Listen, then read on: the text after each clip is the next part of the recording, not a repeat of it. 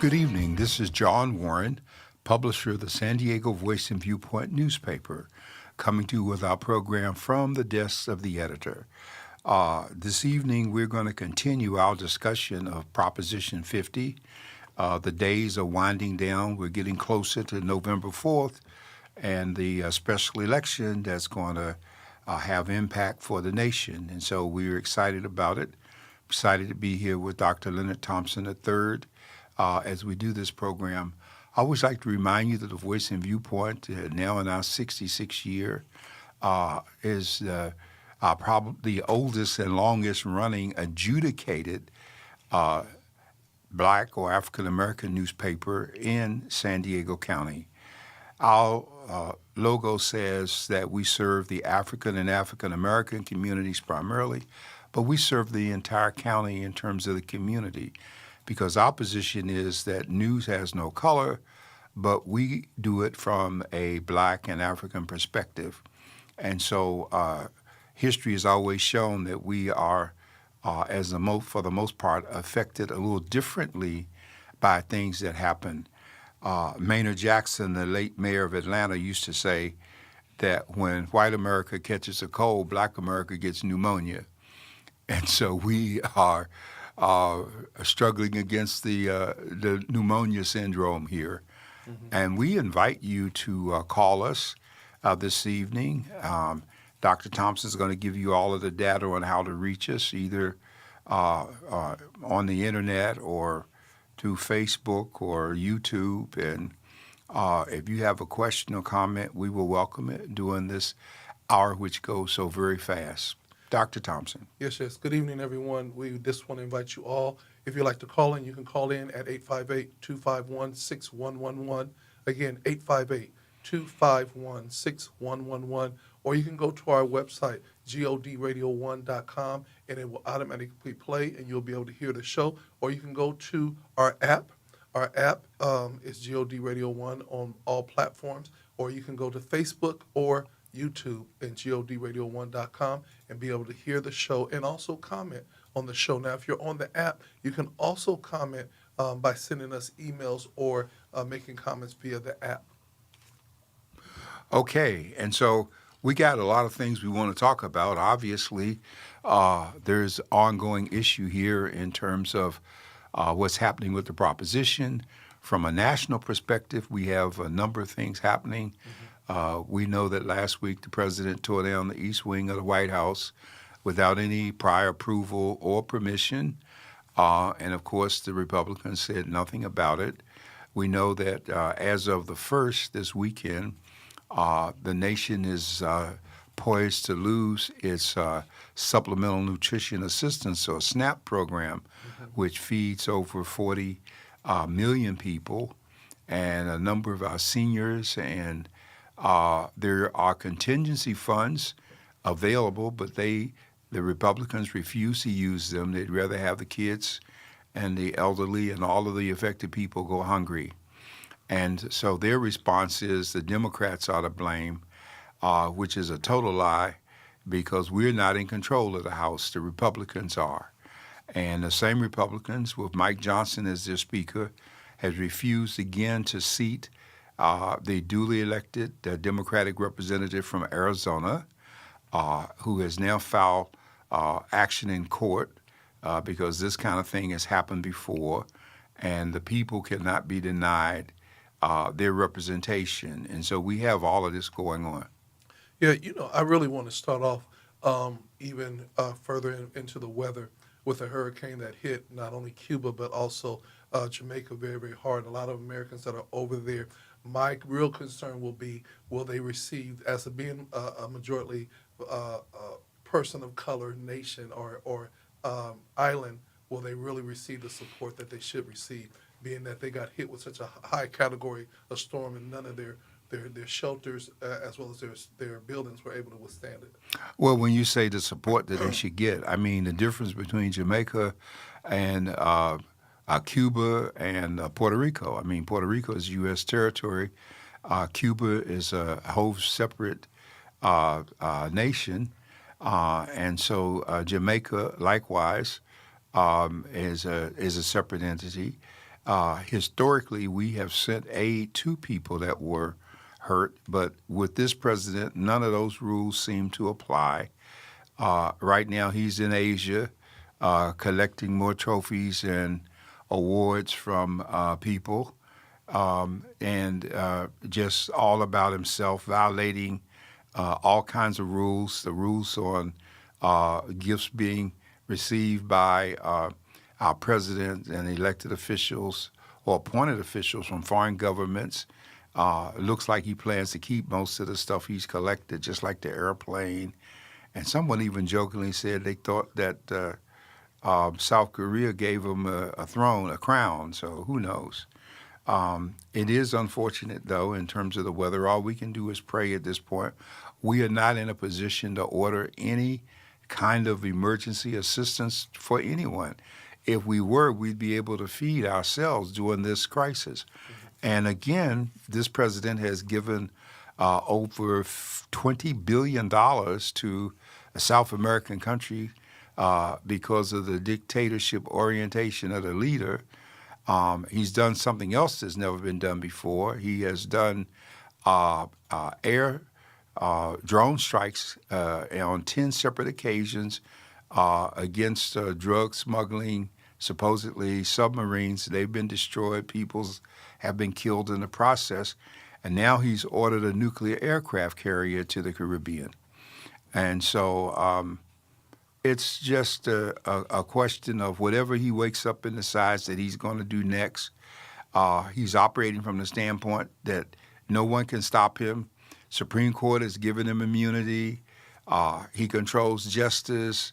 He controls Congress.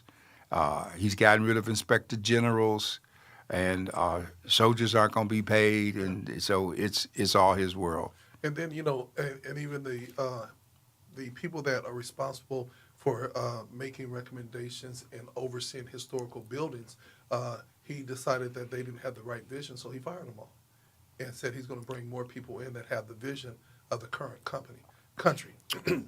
Well, a lot of his firings, of course, are illegal, just like firing the lady who was the librarian for the Library of Congress. He had no authority to fire her. That was an appointment, just like him trying to bring suit against the sister who sits on the Federal Reserve Board.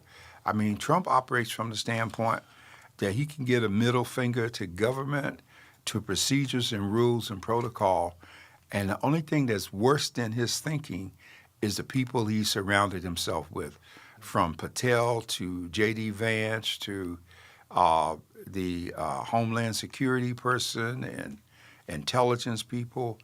Everybody is just doing whatever he says. Robert Kennedy Jr. destroying HHS, CDC. It's just, and we just had a study come out that was a validation study that was done separate and apart by Harvard, Stanford, Brown, and a couple of other universities that looked at the effectiveness of the COVID-19 vaccine. Mm-hmm. And they all concluded independently that the vaccine has saved lives and it was effective. But I don't think that will make any difference to RFK because he doesn't care about details. All they care about is what they have the authority to do. So Dr. Warren, we're going to talk about Prop 50 today, and there are many other things. But, when back in the day, we used to always hear about the think tanks, and they would bring some of the most brilliant minds together to say, we got an issue here. We have an issue with the Democratic Party. We have an issue with the Republican Party. We have an issue with the executive branch, the legislative branch, all the branches. We have an issue. Everything that we've kind of known over the majority of my bringing up is all off kilter because everybody seems to be bought, and everybody seems to be afraid of coming up against this one gentleman. It's almost like there's a fear that he knows something about each and every one of them. That when they raise their head. So in the best laid plans, if we were to bring this think tank together, what is our next move? Prop 50 is one move, but what are the next moves that we have to look for? Have to look for now, in engaging the people because we're still losing people, and people are still not taking it serious that we are at a crisis level. Well, I think they will take it serious by next week. This time they'll be real serious because. Over enrollment for health insurance If you were paying $600 or $700, you'll be paying $1,500 or $2,000, or you won't be insured. And if you're not insured and you have pre-existing conditions and things happening, there's even a subtle racism of how the whole campaign is being handled.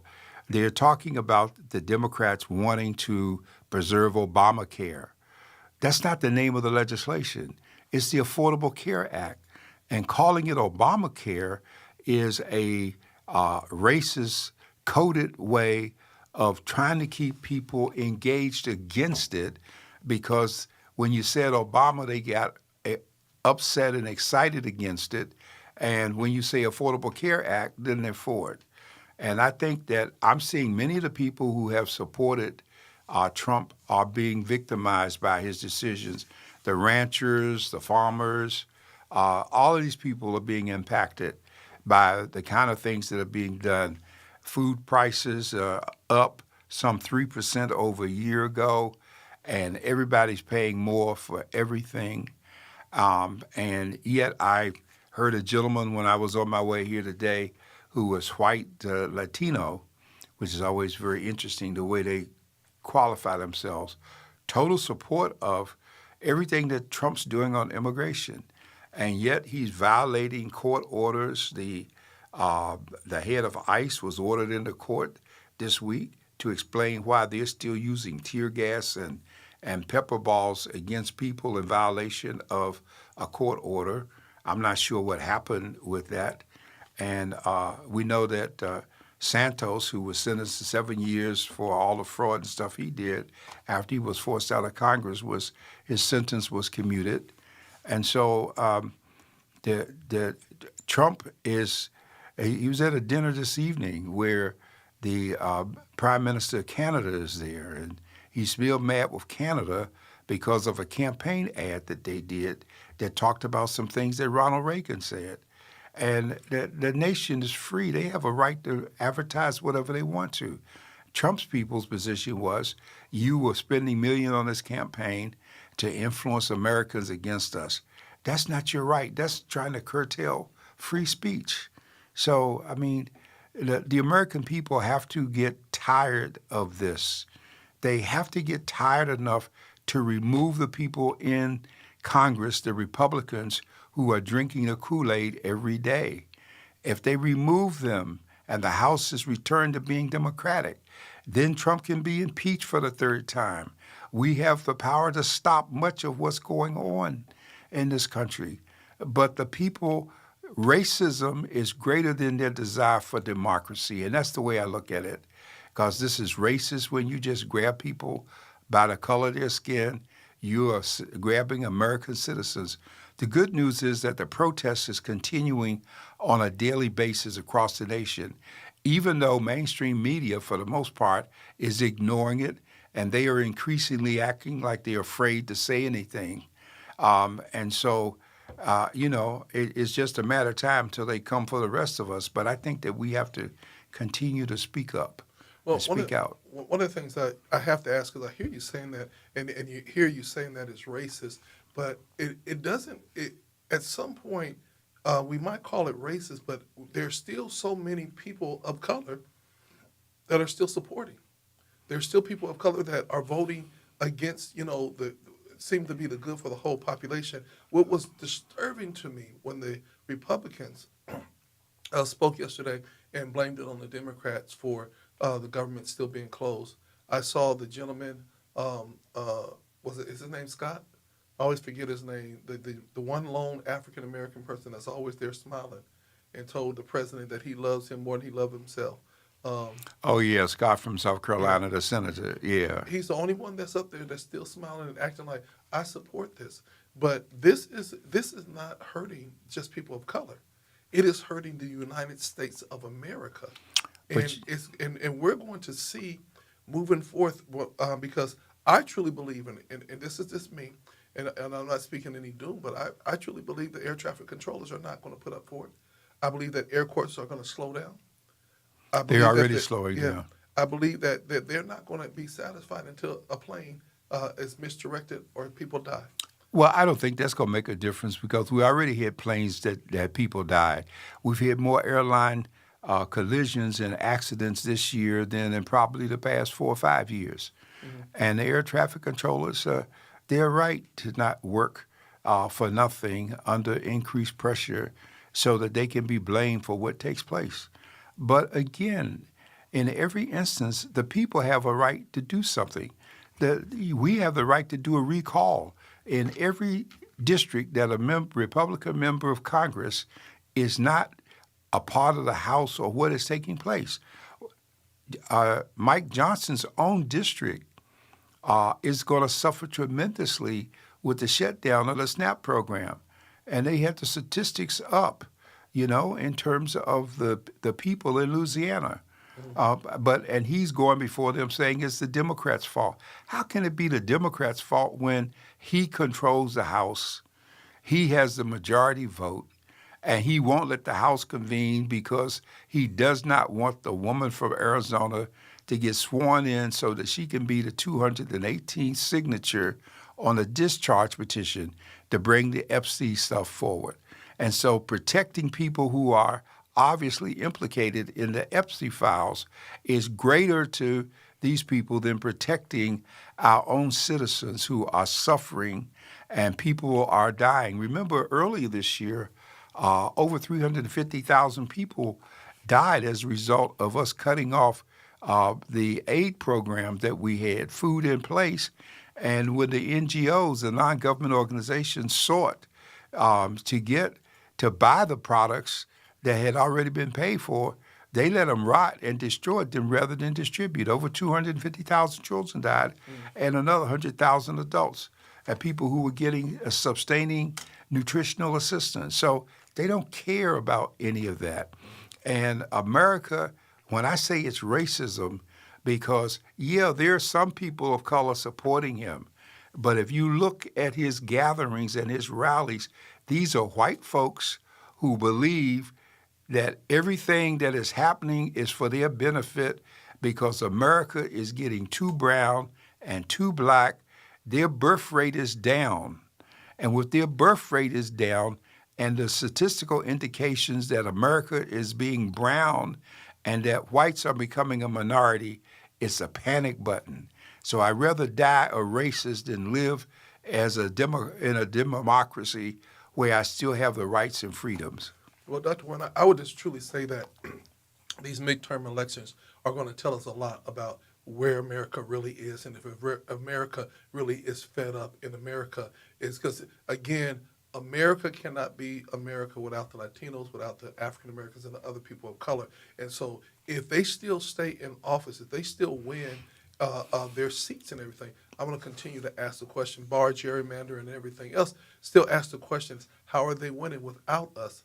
Unless the system is rigged and there's no way we can win, I would have to consistently say that there are people in it. And I say that not because I sit in different barbershops and I hear conversations take place, and I'm appalled at how many people that look like me support Trump, and to this very day still support Trump. And they don't vote, well, support it, but they don't vote. Half of the people in the barbershop that look like you, they don't vote.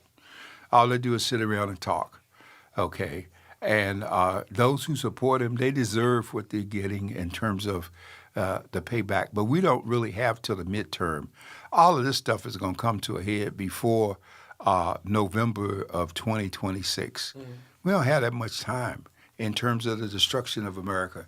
And the other question is whether or not this nation will be attacked before then by foreign entities, because this is a good time for Russia, North Korea, China, and Iran to come together. And, we already have discovered that Russia has long-range missiles in South America. Mm-hmm. Okay, so they can reach us very easily. It's not like they got to come from across. Mm-hmm. Russia has at least 6 icebreakers, nuclear powered ships coming down the north because they're breaking as the ice melts. They are looking at the rich mineral deposits in the Arctic, and we only have like 1 or 2 outdated old icebreakers because we won't spend money to upgrade. And so we are in a very bad position. We want to spend more money contracting to ship people to countries that they have no connection with, um, violating people's rights, no due process, um, the whole bit that we're taking, violating the Fourth Amendment right. We got an article about that this week. Mm-hmm. Fourth Amendment uh, talks about search and seizure, a warrant, and all those things. They went in an apartment building, taking kids and people out of bed and putting them out in the cold, tying them up, and for hours at a time. We have to get tired of it as a nation, tired enough to do something about the people who are in office supporting Trump, in spite of the fact that they took an oath to protect and defend this country, the Constitution, from all enemies, foreign and domestic. So let me ask you this question. I'm an elected official. Matter of fact, I'm a congressman, and I represent my area well. Then the federal courthouse is now, the basement is being used to detain people. What power do our congressional representatives have? Because it seems like they have no power. They came, they did everything that we're told, and they were still turned away. Well, And they don't have any power because they're minorities in the House of Representatives. The Republicans control it. The Supreme Court is validating whatever Trump does, so they don't have any power. But if we ever wake up and start moving toward finding candidates to run in each congressional district that a Republican holds a seat who's drinking the Kool-Aid, we can get change. This is not a new concept. This was done 40 years ago in Washington, D.C., when Southern Democrats, they called them Dixiecrats, were just oppressive over the city, wouldn't give the federal payments, and just took over. And the people in D.C. went and organized in the very districts of the folks who were most vocal against them, and did campaigns to get those people out of office. It was successful. So we're not serious enough, you know? We haven't reached that point. What I said, Fanon says, as long as the head is turned sideways and the pressure's on the neck, they can breathe, they won't move. But now Trump is beginning to turn the head so that you're going to be face down, and you're either going to have to struggle to breathe or die. And that's when we're going to wake up. Until then, business as usual. So right now we're at a major turning point. Here in California, there's a special election being held for Prop 50. And so let's talk about that and how important it is to start turning the tide in America. Well, we're doing a number of video clips at the Voice and Viewpoint. They'll be airing this week to help people understand what's taking place. What is taking place, in effect, is under Governor Newsom's leadership, the California legislature passed a law, the Election Response Act, Rejection Response Act. And what we've done is allow Proposition 50 allows the changing of congressional districts in the state by an act of the legislature as opposed to the redistricting commission. It takes their power until 2030, at which time they get the power back. But the whole purpose is to be able to elect people in California that will help make a difference in terms of what's going on. So let me just give you a few statistics that will make some sense, okay?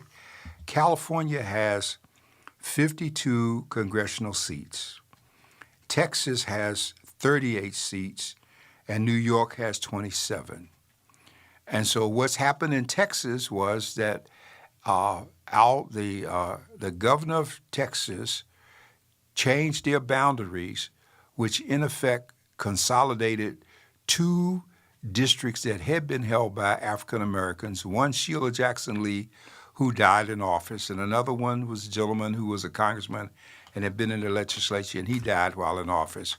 And they changed the districts and the areas that are included in such a way to add more whites and they give whites a greater chance, and Republicans then, because most of the Republicans in the state are white, all right?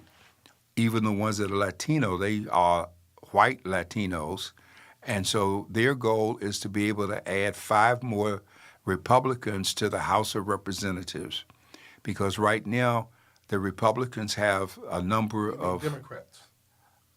Are you saying Republicans? They want to, Texas wants to Oh, Texas. add Okay, 5 sorry. more Republicans, which will help them gain control after the midterm. Newsom has done Prop 50 so that we can pick up additional seats that are held by Republicans. Give you 3 quick examples.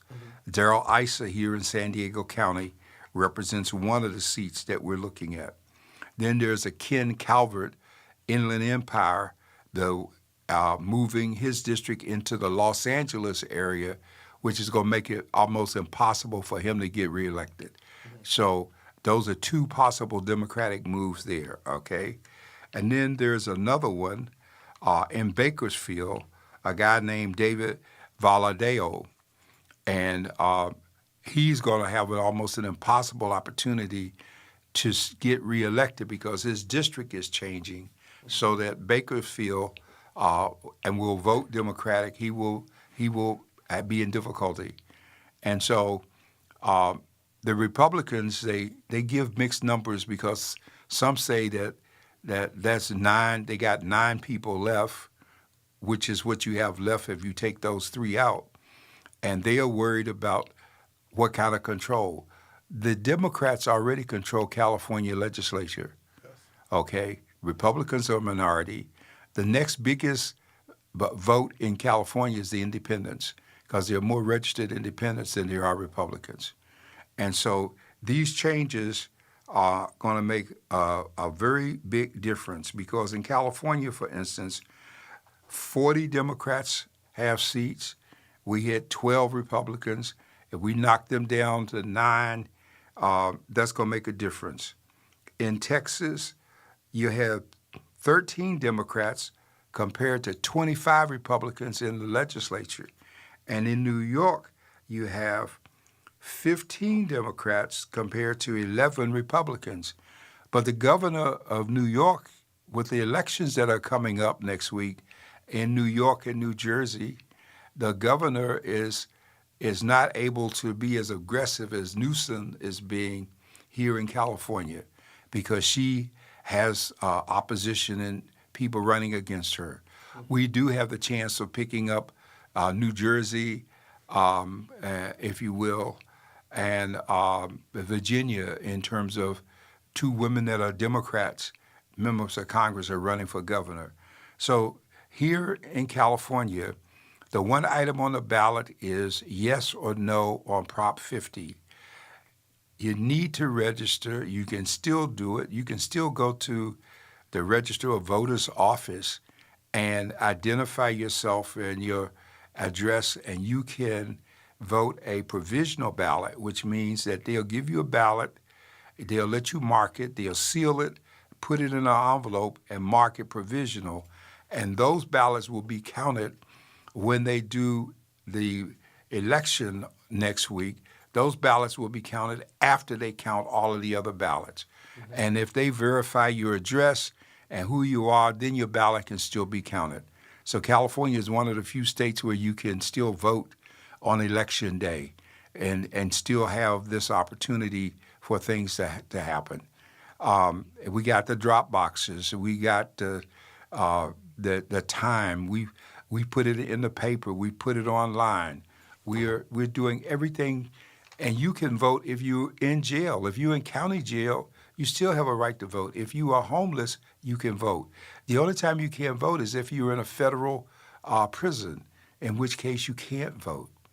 And all you need to know about this election is that if we win Prop 50, we stand a chance of sending more Democrats to Congress to offset not only what's happened in Texas, but what's also happened in North Carolina, where the Republicans control the House and the Senate, And even though there's a Democratic governor, they have passed a law to gerrymander, change a district to add another Republican. And they're trying to do it in other states.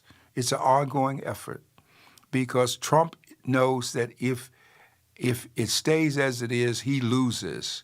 And already his people are talking about a third term, which is unconstitutional. Some people are talking about running J.D. Vance and letting him be his vice, which is ridiculous. And so we need to act. If we can regain control of the House, we can impeach him again. We can possibly even pick up some Senate votes next year because 1/3 of the Senate is always up when you have these elections. Mm-hmm. And we're tied in the Senate 50-50 with the vice president as president pro tem of the Senate being the tiebreaker, and that's the manner in which we're losing. So all of this is important. So one of the things that I just put up, because some people are saying we hear Prop 50, the official title is Election Rigging Response Act that they'll see. But Prop 50 is what we want people to know because it's easy to remember and it's easy to vote. And here's the wonderful thing about it, Dr. Warren. We got this special election, and guess how many things are on the ballot? One thing. And it has to understand, it has to be the Election Rigging Response Act because the legislature does not pass propositions. Mm-hmm. The legislature passes bills. And so the purpose of the bill was to put the proposition before the people because the proposition allows the suspension of the election of the redistricting commission, which is appointed by law. See, laws are made two ways in California, either by the legislature or by proposition. Mm-hmm. And the system allows that when the legislative body doesn't act, then the people are able to gather signatures, get enough, and put an item on a ballot as a proposition to vote it into law. And so we've already had the act passed. Now this proposition will approve and put into law the districts that have been redrawn that gives us the chance to pick up additional Democratic seats. Okay. So that's why it's so important that we make this move. And if we had already made this move beforehand and we were able to change the makeup of the House, we would not be seeing what we're seeing right now. And I want to just go right back to there. Before I come back to Prop 50, my question is simply this. The Republicans are blaming the Democrats for holding strong on the Affordable Care Act. But my question is, if all the Democrats are asking is that you hold that steady, and we can continue to talk about it, but we have to hold that steady, what's the issue? Because they're saying the same thing. Okay, go ahead and let us feed the people, and then we'll go back and talk about that. But the reality is because they have been so untrustworthy, and so because they have been such, for lack of a word, not people of their word, the Democrats are saying we're not going to budge. Well, and why should they? They can't trust the Republicans in the first place, so that won't happen. But something else is about to take place because when they do reconvene, there are a number of appropriation bills, one of which will be to take care of the military. And the difference is the continuing resolution, which they call a CR, requires 60 votes, so it has to be bipartisan. Mm-hmm. But they can move these other appropriation bills without them. But the present resolution activity expires on the 1st. Mm-hmm. And so that's what makes this whole thing so important. So can I ask this question? Sure. So I would imagine when people get hungry, they get angry. Mm. You know, even when you miss a meal, they say they get hangry. But when people don't have gas, can't pay their bills, can't keep their lights on, don't have food, people are going to get angry. And once they get to that point of anger, then we're going to have chaos. My question is, if chaos is breaking out all over the country, is the National Guard still being paid? Well, first of all, you have to separate that the National Guard is under state control. Okay. And that's why the judge here in the Ninth Circuit who approved of the president federalizing the National Guard in Seattle went too far, because the National Guard is under the governor, even as federal troops are under the president. He was able to get away with it in D.C. because D.C. is a district, it's not a state. And so Congress still has overriding authority for D.C. And so the governor is deploying the National Guard to help the food banks feed people. He's also put $80 million out there in this crisis to help. And so he knows that chaos is coming, and that's why he's responsible for the welfare of the state. Okay. Under the 10th Amendment to the Constitution, all power is not delegated to Congress under the other articles and titles are reserved to the states. Mm-hmm. And so that means welfare, and that's why historically, going back to the Reagan period, the Republicans tried to block dollars going to particular programs and to give it all to the state in a block grant and then make the state do it because they could reduce the amount of money they were putting and increase the burden on the states. Mm-hmm. And so right now, the Democrats got to hold strong on the health care because people are going to die if they don't hold strong on the health care. Mm-hmm. And they're going to have to swear in this lady. And when they swear in, they're going to have to bring the Epstein files up for a vote. And when they bring it up for a vote, the American people are going to see. So that's why Trump is using Homeland Security people dressed like military soldiers in Chicago because he doesn't have the permission to put the National Guard on the street in Chicago. But he will put the Homeland people there dressed like the soldiers so that the idea is we know that you all are going to break down and go chaos, and we are getting out there ahead of it so that we can continue to fire you, lock you up, deport you, and destabilize the government as you know it. Mm-hmm. And that's the whole game plan of Project 2025, is to do all of this stuff in a hurry. This is just the 10th month of a 4-year term. Mm-hmm. We cannot afford 4 years of Trump. Yeah. And if we are able to regain control of the House, that we can have options. And the House and the Senate, we can impeach and remove this man.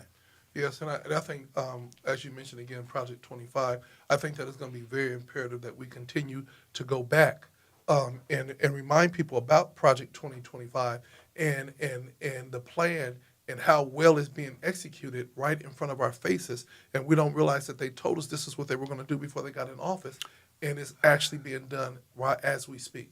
Well, it's being done for the second time because in 2016, the Heritage Foundation for his first term had a plan, and they gave him the plan, and he followed it in terms of all the things he was doing. So here we are now. The primary architect of 2025 has been put in a position of being the Director of Office of Management and Budget. So he's controlling all of the money from all of the agencies and everything, and the whole idea is to hold the course in terms of what they're doing. Mm-hmm. They fired people. They had to bring them back because it didn't work out. You know, you fired 1,000 people from CDC and you have to bring 700 back because once you fire folks, then you're realizing that it can't function. And it's just, it's organized confusion, mm-hmm. All right? And I know we're talking about it, but, you know, we also have some problems here because we spent most of our time on this topic tonight. But we have problems here. We have problems with the city council bringing up a 30% increase in the water bill for people. Well, we got problems, as you're concerned, about trash. We got problems in terms of housing, where we have empty units sitting here, and we are talking about token affordable, quote unquote, care units when we are allowing investors to build buildings, keep them empty, and write them off. all the city council has to do is put a limit on the write-off so that the place has got to be occupied, and then they got to find a way. And we need to understand that during this crisis that we're in nationally, commercial real estate is falling. People are abandoning brick and mortar buildings. They're going to doing business online. Jobs are disappearing in the process. And it is a time that we need to be looking at the county very closely, as well as our cities in San Diego County. The people need to be engaged, not just for Prop 50, but they need to get engaged, period, if you're going to survive what's taking place. Yeah. And I think it's going to be more and more important that we actually set aside time to learn. A lot of times we use this show as an educational piece, and we do that because there's so much that we just don't that we don't see or we don't hear about because there's so many different committees and so many things that are happening. And that's why we encourage you to read, to follow the voice and viewpoint, to continue to do your due diligence. And for those of you guys that say, well, I don't always read a hard copy or a newsprint copy, well, it's fully online now. So you can take it wherever you go. You might say, well, I don't know how to keep up with it. No problem. You got a telephone, we got an app. You know what I'm saying? Put the app on, and the app is going to ding you, ping you, and tell you everything else. Every time something happens, there's news feeds that let you know what's not only going on in your local city, but nationwide. So there's really not an excuse with all the different elements that we do have that we are not knowing and we're unaware. We literally have to make time. I tell people this all the time, Dr. Warren, just like losing weight, you have to make time to work out. You know, it's like your walk with God. You have to make time to have your walk with God. And so if you want education, or if you want knowledge, you got to make time for it, because anything that is worth having is worth working for. But we cannot just expect that we're going to be given everything anymore, because we, as especially people of color, we've always worked for everything that we've gotten. Well, but we have a generation that we spoiled in terms of how we raised them. And so they don't feel any obligation other than to themselves. I did an editorial some weeks ago called In Spite of and Not Because of. The gains that we made were in spite of the opposition, the racism, the oppression, the segregation, and the forces that were rallied against us. And we've raised up a generation of children and young adults. They don't read. And for those who are there, this is not everybody, folks, because we do have some really good, hardworking, earnest young people. I want to give credit to them. But I'm talking about a whole element that allows us to be presented as if we all about the dancing and whatever trends they put out there, and not ourselves. It pains me when I see a commercial for Jack in the Box or McDonald's or any product, and they got a black person. They got to be dancing in order to promote the product. And everything is not a dance event or issue.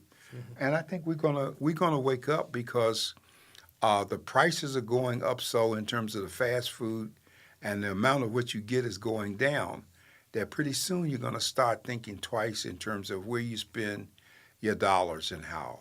You know, and one of the things about it, Dr. One, I like what you said, is that the generation that we see now is a product of the generation before them and the generation before them. I know for a fact, and I tell parents this all the time, we must take responsibility that in our desire that our children would have it easier than we had it, we took away a lot of times their work ethic, their hustle, and their ability to value what they got, because everything became so instant and giving it to them now, giving it to them now. Oh, well, we don't want them to suffer. We don't want them to walk 10 feet, so we're going to carry them. And we created the generation, and now for us that are still around and those that are here, it is up to us now to, like I said, right the wrong. For those that we can still hit, I get excited because I got a grandbaby, and the things that I wasn't able to steal maybe on her mother or children before her, I got a do-over right now. And so I want to encourage everybody, don't give up on any of our young people, but realize these young babies coming up, we have to instill in them that same hustle that we had to learn, and that same sacrifice that we all learned from. Well, some of them caught on. Yeah. I'm very proud of my kids and grandkids. And I have at least 3 grandsons that want to be doctors. One wants to be an MD, and one wants to be an ophthalmologist, and One wants to be a physician assistant in terms of their interest in it. Um, they all three are bilingual, fluent in terms of Spanish, and their ages are such. One will I guess will be going to medical school either this year or next year, and so those things were done well in terms of them.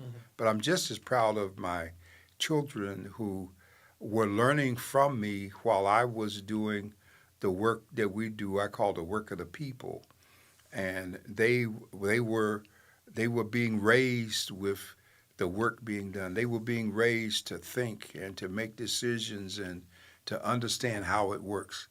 Yeah, And so those are fortunate, but it's not too late for the rest of us, exactly. you know? And Dr. Warren, one of the things that I always admired about you and like I said, growing up with your tutelage and seeing what was going on is that I always saw the children there. You know what I'm saying? I always saw the children there. And I remember coming in and walking in, and the first thing I would see in the waiting area was Chida doing homework. And making sure she got gun Chucky, all of them doing the work. And then after that, they would then go to work and be a part of it. And for them to have the opportunity to experience this. And I want to encourage parents to understand our children having the experience of being around our businesses, being around our church life, being around our public life. I remember growing up, Dr. Warren, and they would call us the latchkey kids because we had to come home when our mother was still at work. But my mother was very influential in the hospital that she worked at, and every holiday they would have big parties and everything, and the doctors would only invite people that they liked. Yeah. And so my mother would say, "Oh, we're going out tonight," and she would dress us up, have our Sunday clothes on, and we would go there and we would see nobody that looked like us, but we had the experience Right. of being at these fancy parties and seeing all these fancy things. And so as we grew up, it was expected for us to be comfortable in any situation that we were in, because not only did we see it growing up with black royalty, and black excellence, but we saw it on the other side, and we brought our black excellence everywhere we went. And the favorite word I always love, my mother would say, remember, everywhere you go, first of all, remember you're a King's kid, or you a Christian, and number two, you're a Thompson. And when you go out there, you represent both of those, and you represent them well. And if you do any of them wrong, realize you got to come home to me. And I tell people sometimes I have more fear for coming home to mama than even saying, Lord, you got me. So I think it's so important that we now gravitate to these young people. And when they go off kilter, still love them, but still teach them. You know what I'm saying? And I'll tease you, because I remember one time I said something, and you let me have it. And then you walked off. And then about 30 minutes later, you walked back and said, come off, let's talk. And sometimes we hear things as older people now, and it just like, oh my God, it kind of like rattles us. But then after we come back, we're like, oh, wait a minute. Oh, that's a teachable moment. Let me go back. And I want to encourage the young people to understand to don't be afraid of when you get what I call our grandmother. When she got to a certain age, that whatever she thought, she just said. And it was comical to us, but there was so much teaching in that. Don't be afraid of those comments, because in the end, you are going to learn way more than you're going to lose. Well, I'm there. I've been there for a long time. I say what I think, and I don't worry about the way it goes. I try to be more sensitive to harming people in the process. But someone has to speak truth to power, and I think it's important that we do so. And we see young people in church. I grew up in church. You grew up in church. Every week I'm ministering. I'm being reminded of something that was happening when I was in church that I had no interest in ministry or anything, but yet you are absorbing stuff. Just like my son always tells me, I'm so proud of him these days, and he'll say something, and I'll say something, and he'll give me another thought and something, and I'm saying, oh yeah, that's interesting. And then he would say, Dad, I was always listening. Even when you didn't think I was listening, I was listening. And that helps mold and shape them. And so I want to encourage, if you don't have kids to do that with, then find a kid almost like an adopted grandparent. Find a kid to spend some time with. They need the time. Mhm. Their parents can't always do it, and they Mhm. don't know how.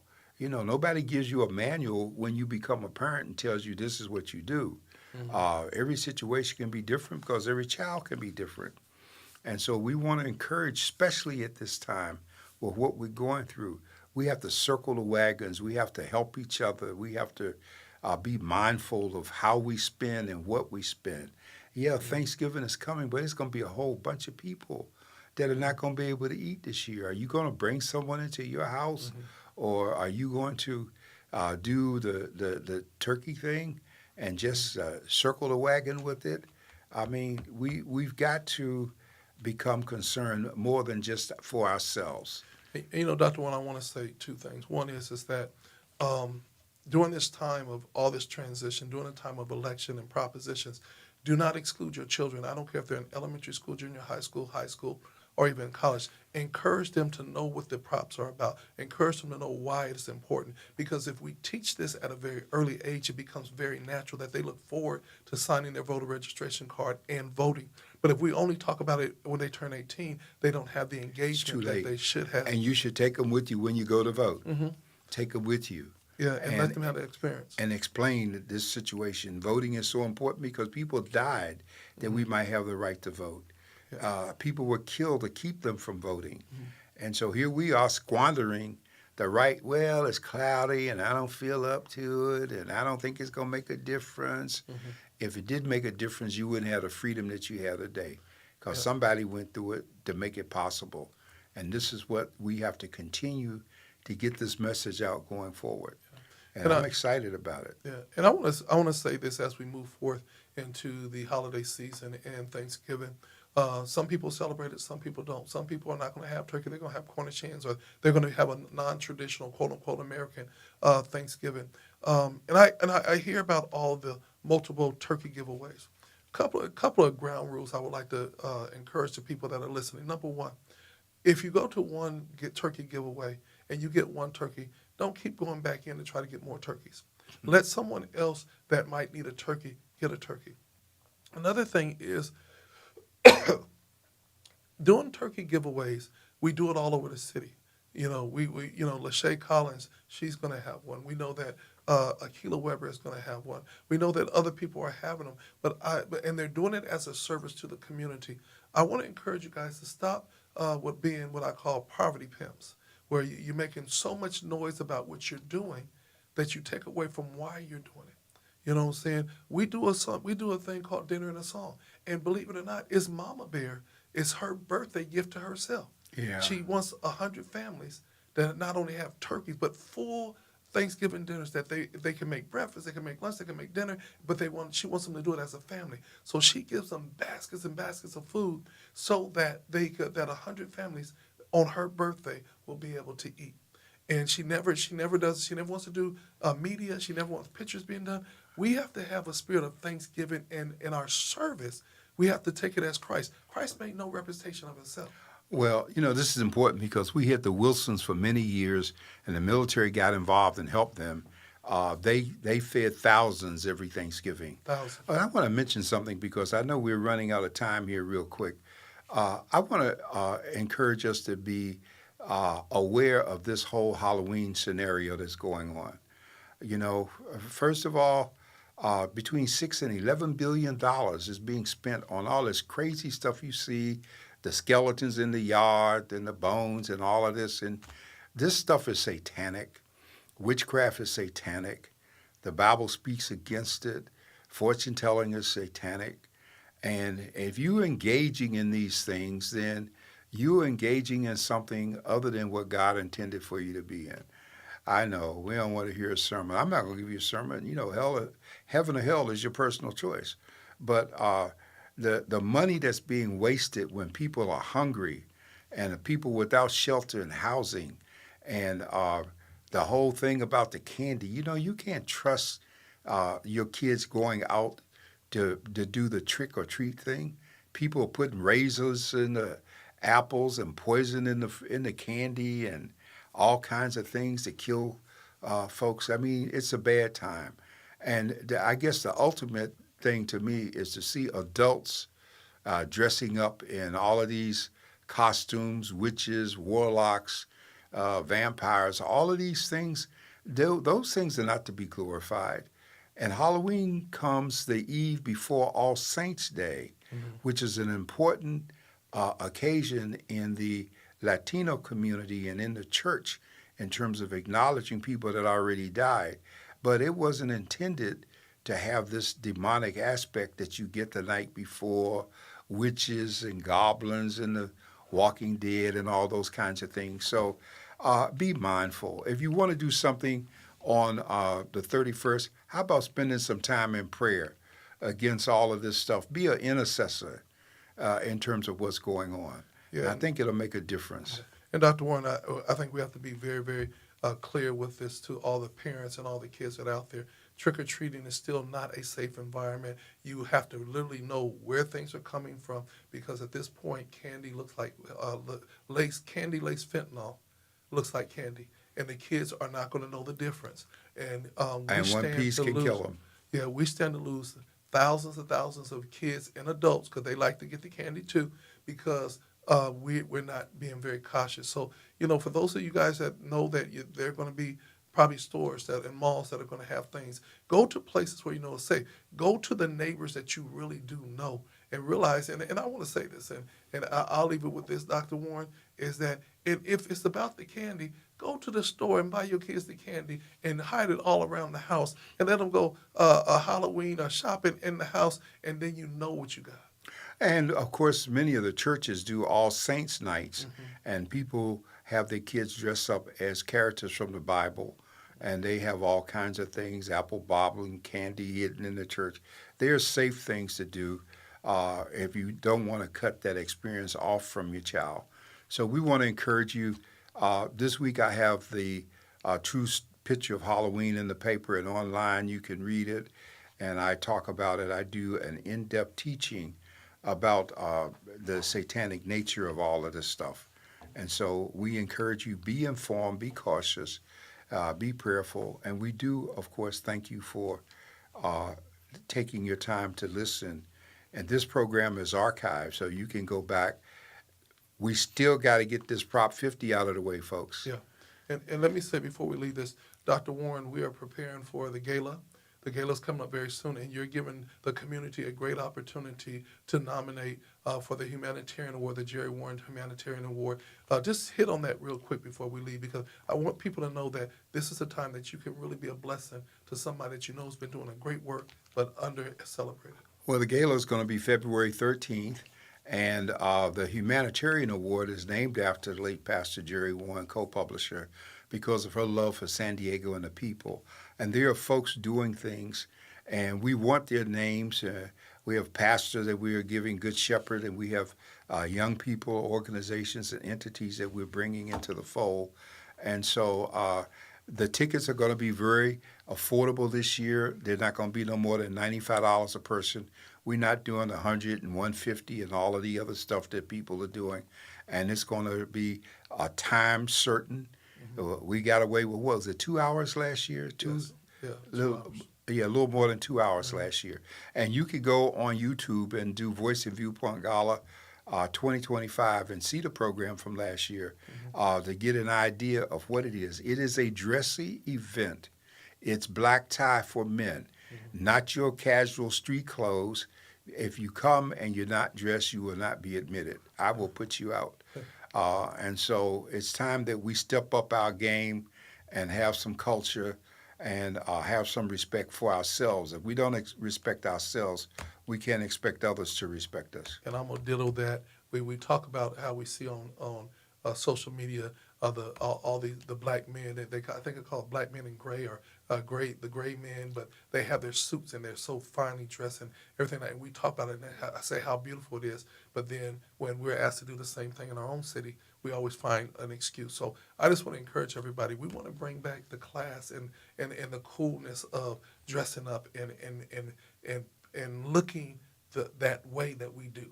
You know, because there's nothing. I always tell me there's nothing like a African American man in a suit in a tuxedo. It just does something for the whole thing. It's nothing to see. Nothing like seeing our women dressed and formal Our and own bouquet of flowers, which is exactly. certainly a beautiful thing to see. Yeah. We thank you for being with us. Read this week's paper. Join us online each day. We have information that's up there for you. I think you'll be helpful. Let's keep this Prop 50 on our lips between now and next week and get the vote done. All right. And we encourage you to be blessed. This is from the desk of the editor with Dr. John Warren right here on GODradio1.com. You'll be blessed.